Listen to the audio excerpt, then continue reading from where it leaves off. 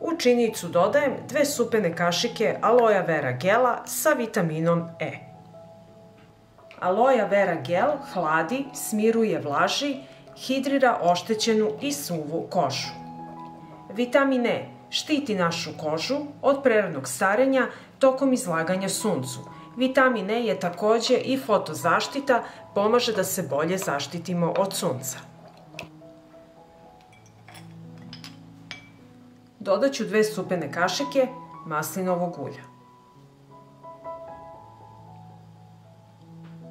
Uvek koristite hladno ceđeno maslinovo ulje. Maslinovo ulje sadrži visoku koncentraciju antioksidansa, koji ublažava UV zrake na našoj koži. Maslinovo ulje će nahraniti vašu kožu i dobit ćete predivni preplanuli ten. Pomaže u očuvanju elastičnosti kože i hidrira kožu.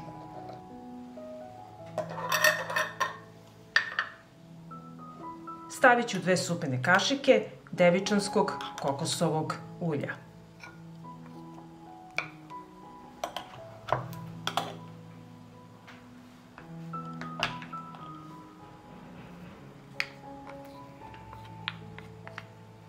Sada ćemo sve ovo promešati i sjediniti i reći ću vam da kokosovo ulje ima prirodni zaštitni faktor 8, kokosovo ulje održava kožu vlažnom tokom sunčanja, sprečava isušivanje i naboranost kože, što je učestalost kod ljudi koji provode sate na suncu i na plaži.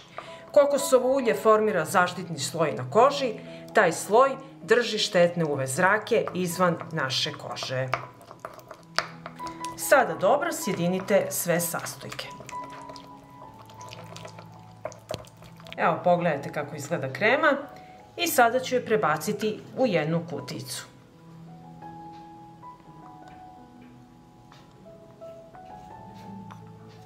I ovako pripremljenu kremu zatvorite i nosite sa sobom na sunčanje.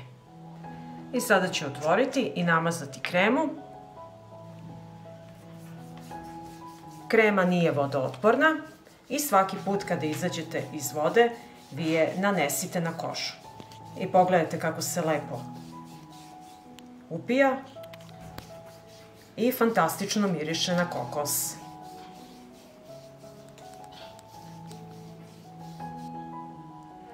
Izuzetno je mirisna, a koža će vam biti zaštićena i preplanula.